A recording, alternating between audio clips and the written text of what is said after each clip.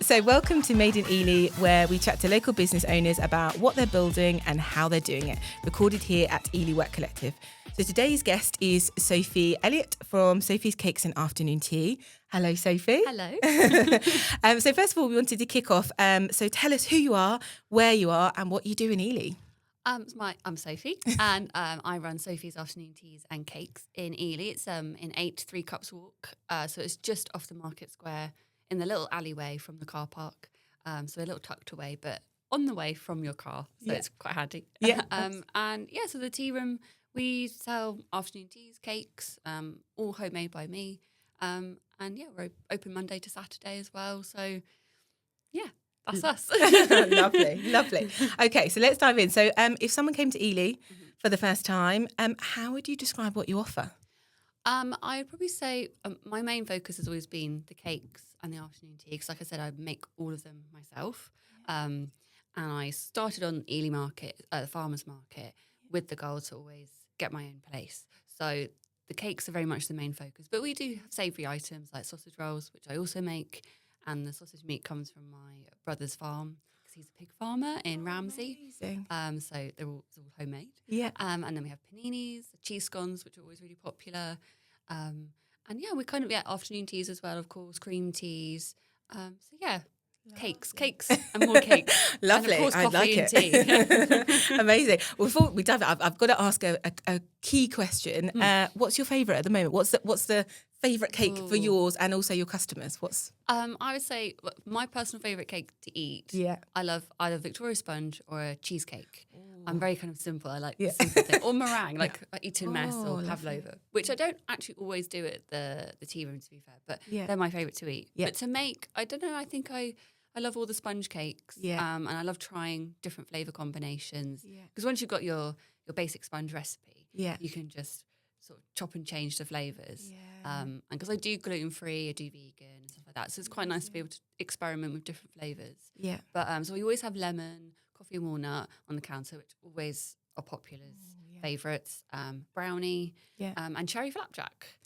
Which is, I started when I was doing in the market, and it's just been a constant favourite from the market to the tea room. People love it. Wow. I've actually got apple flapjacks at the moment on the counter. I thought I'd change up a little bit. Oh, that sounds good. Yeah, the cherry ones are always really, really popular. Anything chocolatey, Rocky Road. Of course. And I just kind of changed the chocolate filling in the Rocky Road. That's a popular one. It's a big slice as well. I'm always quite surprised that kids can get through it. It's quite chunky. They've got that in front of them. Right, let's go for it. No, well, I can vouch for it. So we had some of your cakes obviously at our Taste of Day on Friday. They went down very, very well. So we had exactly. You said the Victoria sponge and the chocolate cake. Yeah. My goodness. Yeah, they were lovely. So thank you. My pleasure. Yeah, lovely. And what? Just while we're on that theme, what? I guess what inspires you for the different kinds of flavours? So maybe you said they're about the classic ones, but those ones like apple flapjacks and different things like that. What, do you just wake up at night and think, oh, I'm going to try that? Or a little bit. Sometimes it's very much on the spot and I'm like, oh, I want to do something different. What have I got that I could use? And it's kind of very much, I just sort of spur in the moment. Sometimes I see a recipe online. I see a lot of like cake blogs or like Pinterest is really good. I just get some ideas, especially like for seasonal events, Christmas, Valentine's, Easter, things like that. So I kind of just go with the flow. No, I like that. Right, so going way back when, let's rewind, go back in time, about kind of why you started the business. So what and your journey that brought you to where you are today. Tell us a bit about that. So it started, I went self-employed when I was 21. So I'd been to Bournemouth Uni and I did a foundation degree in professional culinary arts. Wow. Which sounds fancy. It does. But it wasn't that too fancy, no, don't worry. But it was a mix of sort of being able to do like cooking, and then if you wanted to go into like hospitality management or run your own business, which is why I really like the idea of the course, because my mum ran her own HR consultancy business all my life. So I'm quite used to having self-employed people in my family. My brother's a farmer and engineer. So I kind of had that in mind that I always wanted to be self-employed. So yeah, I went to Bournemouth, and then when I graduated, I came and worked at Rectory Farm, which is on the A10 at Milton. Yeah, yeah. And I worked in the kitchen there for just over a year, and then I thought, I'm going to do it. I'm going to go self-employed. Yeah. Take the leap. Yeah, take the leap. But if I don't do it now, when do you do it? So I started off doing markets. So I did Cambridge Market. And then I was able to get onto Ely Farmers Market, which was really good. Yeah. And I did Newmarket as well, because I used to live in Burwell, so I was quite close to Newmarket. And then I did cake orders. I did afternoon teas as events for people's homes and businesses, and kind of various events. So I've done a little bit of everything and just kind of built it up very slowly over the years. And then the pandemic hit. And I was like, oh, what am I going to do? Because all the markets stopped. Of course, yeah. But actually, I just decided, well, I'll just do afternoon tea boxes to take away. I can deliver them. And cakes to deliver as well, because I could still do that. Yeah. And I just sort of put one post up at the beginning, because I think it tied in with Mother's Day when the pandemic happened. And it just kind of went from there, just word of mouth. I think people just Googled afternoon tea deliveries, and I came up, and which was great. And I just spent the whole of the pandemic just delivering and baking. Wow, my goodness. Wow. I kept doing that, and then it was good because it meant I could save up for my business. Yeah. I did get a part-time job at Tesco, which was quite good. So I just did a couple of days a week just to help me keep the money coming in. And it was quite good. I would take cakes in, any sort of leftover cakes from the markets to the girls, and they would always eat them. I really like that cake. So that was great really bit good. promo there. Exactly. And then the markets kind of started back up again, sort of got back into it. And then the tea shop came up for rent, where it is now. It used to be, it was both units, because I've got a bridal shop next to me, run by Sarah, lovely Sarah. Yeah. And it used to be House of Pure, I think it was a big beauty place. Ah, yes, yeah. Yeah, and then it was empty for a while, and I saw it and I thought, oh, that's a really nice spot, because it's really pretty. It's nice vibes, and I think where it is as well, you get a lot of sun. It's a bit of a sun trap, so it's a really beautiful place. Yeah. And I thought, well, I'll just message the estate agent and see. And thankfully they were like, yeah, okay. They weren't too keen on sort of like food initially, so I think they didn't want it to be open in the evening and things like that. But I was like, no, I just want to be a tea shop open during the day. Yeah. So then I met my landlords, Tony and Angela, who actually live above the tea shop. Oh wow. Yeah. So they're a very, very lovely couple, and we met, and then they said, why don't you just take half of the shop, so not the whole 2 units, which worked really well. Yeah. And then from there it just kind of kept going, and here we are 3.5 years later. Oh my goodness, which is crazy. Time's just flown by. That's amazing. Oh wow, gosh, what a journey. I know. It was a slow built up, but I'm glad I did it the way I did. I think because I built up my sort of trade from the markets, and I built up a really good customer base, especially in Ely. Yeah. So I've got lots of regular customers who still come and see me. They still come in. Yeah. And I even get customers from Newmarket. They'll come in and get cakes to take away. So it's really lovely that people, well, they say to me, oh, you delivered an afternoon tea box in lockdown to me. And I'm like, oh my gosh, that's crazy. Wow. They still remember that. They still remembered it, yeah. And I think also having that kind of grounding of being in the markets as well. I mean, obviously Ely Market's it's kind of, renowned, isn't it? Yeah, it's a really good market. Yeah. So I would absolutely recommend people go and try it. It's a kind of good way to get started as well, if you're not sure about a shop. Yeah, testing your product as well, and getting to know people. Yeah. Oh no, that's amazing. Lovely. Wow. Okay, what a journey. I know. Okay, so in that time as well, obviously, we had the kind of ups in that. Obviously, I imagine there was kind of ups and downs within that as well. There's been challenges and things like that. Is there anything that kind of sticks to mind of, sort of challenges you've had along the way and how you've got through those? Yeah, I think the main thing is trying to raise enough money to kind of start the tea room, because it does cost a chunk of money to set up a business. Yeah. And so I'm definitely glad I sort of took my time to build it up. Yeah. And getting a part-time job. When I first thought I had to go do that, I was a bit like, oh, I wanted to focus just on my business. 100%. But actually, I'm glad I did it, because it gives you that income so that you can do your events and your markets, because they're not cheap. Yeah, absolutely. And you have to do an outlay. Yeah. But I'm glad I did it the way I did, and I think that was probably the main thing. But I was also very fortunate, though I saved up nearly 10,000 on my own. But my mum and dad were very, very kind and loaned me Yeah. some money to kind of the rest of it to set it up, so I didn't have to go to a bank. Yeah, And have to pay amazing. interest loans Yeah. and things like that. Yeah. But it was a loan, and I paid it back within the first year, which I'm really, really happy with. But I had a really, really supportive mum and dad that have helped me along the way. But there are definitely little challenges each day, I think, with running a business and like the costs going up. Of course. That's probably the current biggest challenge right now. Yeah. But Yeah. And that's the thing, I guess, with, dipping into that. So with, how, I guess, what advice would you give maybe other people that are listening to this that are kind of maybe in a similar situation, or even maybe are planning for that? So maybe they're thinking of starting, not a tea room, but, maybe business. Something like, a business like that. I think definitely start small, build yourself up. Don't kind of leap too far, because I think you end up, that's when things can go wrong. Or it's good to test your product. And I think that's what we were saying earlier about markets. Yeah. And Ely Market's brilliant. And there are loads of lovely markets around Cambridgeshire and loads of events. I know a lot of the other traders do, like St Ives, and they kind of go further afield. And I think they're definitely worth doing. Try them out. Yeah. Some will be successful and some won't. Yeah. And sometimes market days, especially if it's raining, it's quite miserable. I don't miss being out in the cold and the wet.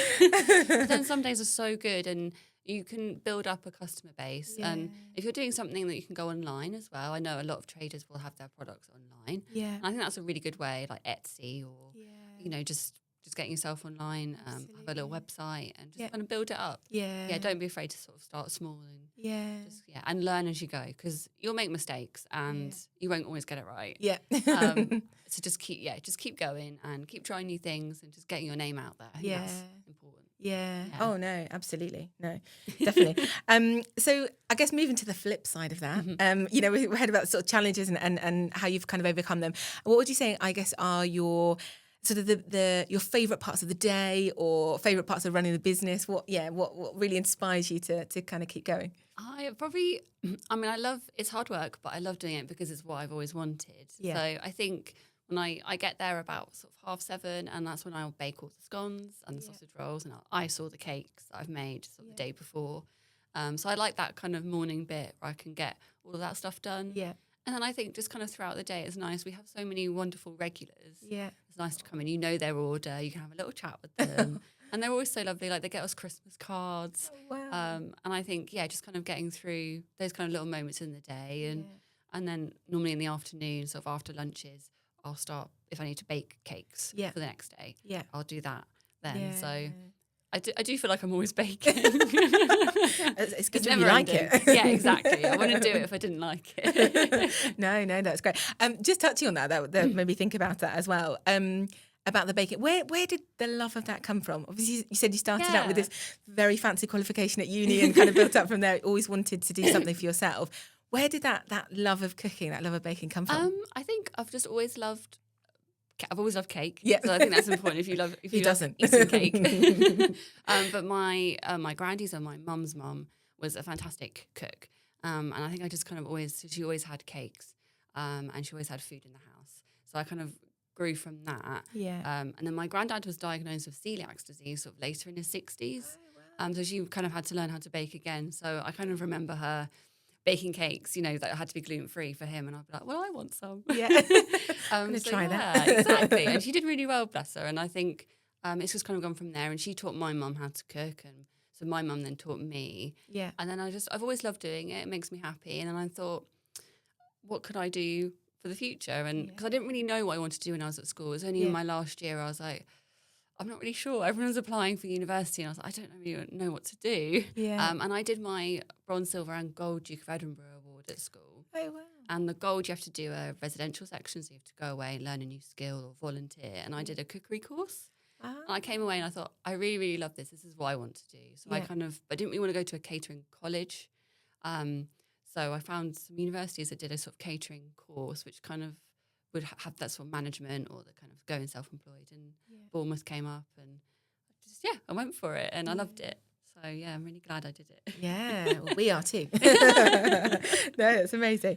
And then looking back to again the shoppers you've got now and the offering that you have now, what would you say? What makes you different So to other different businesses that are in and around Ely and outside of Ely, what kind of makes you stand out? Well, there's quite a few. There's really some lovely independent cafes. I think for us, because maybe like the cakes are our focus, and because it's me that's there doing it, I think that kind of stands out a little bit as well. I think having the afternoon teas as well. I keep them they're very traditional, very homely, homemade. And I think the vibe I was going for when I kind of set up the tea room was it to be homely. And a lot of people say that. They say it's very welcoming and very like relaxing, which is what I wanted. So I kind of hope that maybe that's what makes us stand out, because there are some really other great, fantastic businesses that all have their own little kind of unique selling point, I guess, of their own skills. Yeah. No, I love that. And I guess just connected into that as well. Maybe not, other sort of independent cafes and things like that, but have there been any other businesses or freelancers or any other folks like that businesses you've worked with in and around Ely that have really kind of helped you get to where you are today? I think sort of the markets was definitely a good start, because you have so many like small businesses. And I do have a little small business corner in the tea room. And actually says Kate's Crafts. I'll give her a big shout out, because she's got some of her like doggy stuff at the tea room, but she's on the market as well. But she comes in quite regularly with her dog Arnie. He's really, really cute. Oh, we love a dog. We love a dog. Yeah, I love dogs. So it's really nice having her. And then I've got Monique from Dragonfly Sophie. She does the farmers market. So we were opposite each other, and she has some of her soaps and stuff like that. Lovely. And then we've got June, who has glass. She makes all her glass products.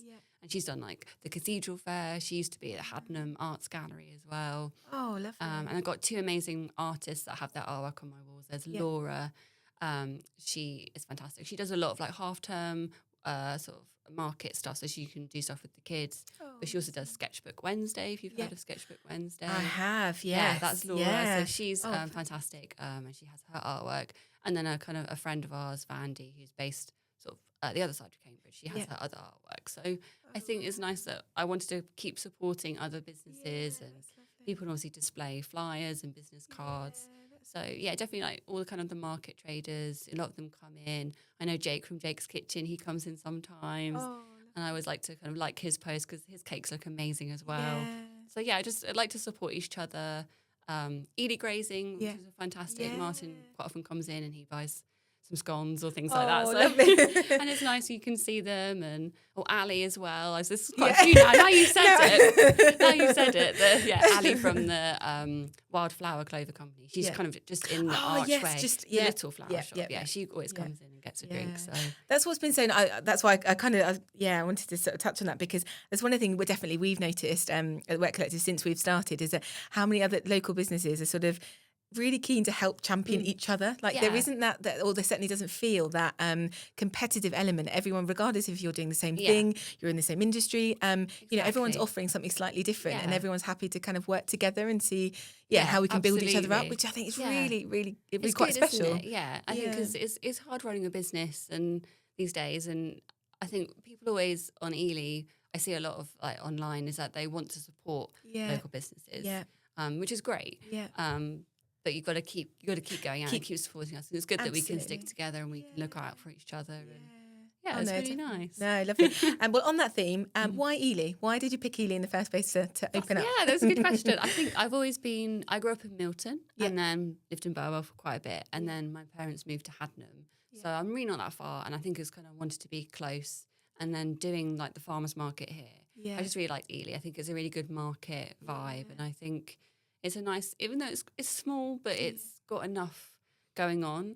And I think it was just finding the tea shop as well. It just all kind of worked together. Yeah, absolutely. It's like the right place, right time, all of that kind of thing. Yeah. I always think Ely's like, I don't know, it's like small but mighty, isn't it? Yes. There's that's a good way to describe there's kind of so many businesses here, so many really great things that are kind of going on. And I think once you kind of tap into that, it's amazing to see, lots of like isn't it? events as well. The markets always have like bank holiday markets, and I noticed like Foodie Fridays have come back up, they're running, which is really cool. I've never actually had a chance to go, because I'm normally knackered after work. But I can imagine. The amount of people that you see coming up the hill ready to go. It's great, so isn't it? It looks like a great place. And again, lots of like market traders do it. So some really wonderful things to do. The Cathedral Christmas Fair. I think like Eel Day and things like that. There's quite a lot of stuff going on throughout the year. Yeah, it's good, isn't it? No, we're going on to Eel Day for the first time. I think we're taking part in the eel throwing competition, which I'm terrified about, if I'm honest. I've never actually been. No, so I've been to it as a I don't know, spectator. I guess is probably the right word, but never to take part. So we're taking part. So watch this space. I'm like, oh gosh. Thank you to James, the co-founder, for twisting my arm into that. We'll see how that goes. Right. So going into, I guess, future plans. Mm-hmm. What does that look like for you? What's what's on the horizon? What kind of plans have you got? I mean, I try and just take each day as it comes to me. No, that's fair. I think we're all in the same boat. Yeah, I think I just want to keep the business thriving, keep it going. Yeah. I love doing what I do.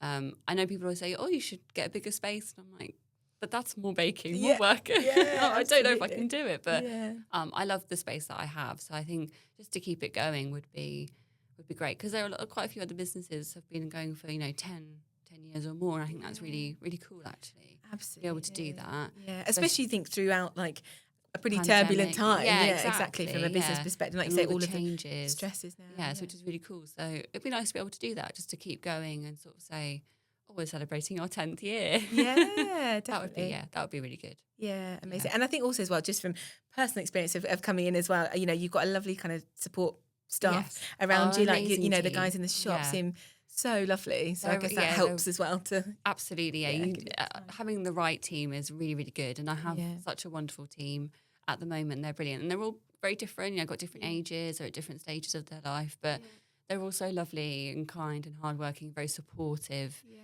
And like today, I've got a day off in the week, which is goodness, crazy. But I have, wonderful Carol will always kind of cover me and sort of look after the tea room and run it and do what I sort of do, which is great. And she's very good. We call her the mother of the tea room, because she'll be like, no, you need to take time off. You need to look after yourself. It's good to have that. And I have some, two of my girls are at Anglo Ruskin doing their teaching degree. So it's really great that they can stay, and because they've been with me sort of 2 years. So it's really nice to have that. And then I've got one of my Saturday boys. He's finishing off at Hills Road. So he'll probably be going off to university soon, which is really sad. But he's been with me for nearly 2 years. Wow.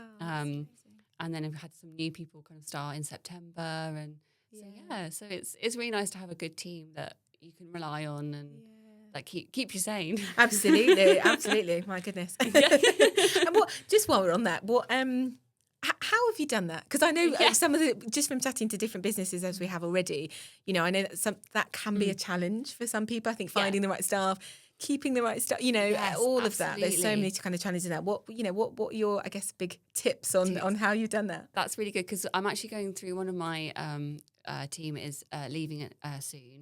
So I'm now having to look for someone else, and it's always, I find it very stressful.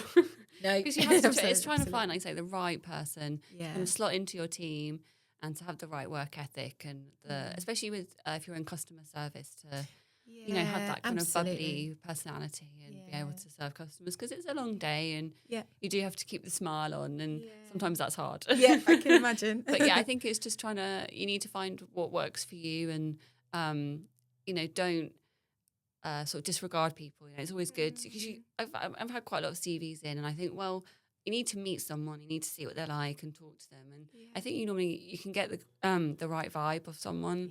And then I definitely found trial shifts are really good, I think, in hospitality, because it's good for you and the candidate to be able to see what it's like working there and see how they cope, and if it's the right environment for them. And then you can normally tell, I think this person did really well, I think they would fit in with your team as well. Yeah, I think, and like you said, that's a really lovely way of doing it from both sides, isn't it? So from you to kind of see how they are, how they how they work, but also from their perspective as well, to kind of get a feeling of like, is this actually for me? Does it is it right at that very early stage as well? For them to understand. So, I would definitely recommend if you can do trial shifts, you can do that, or like just little taster days maybe.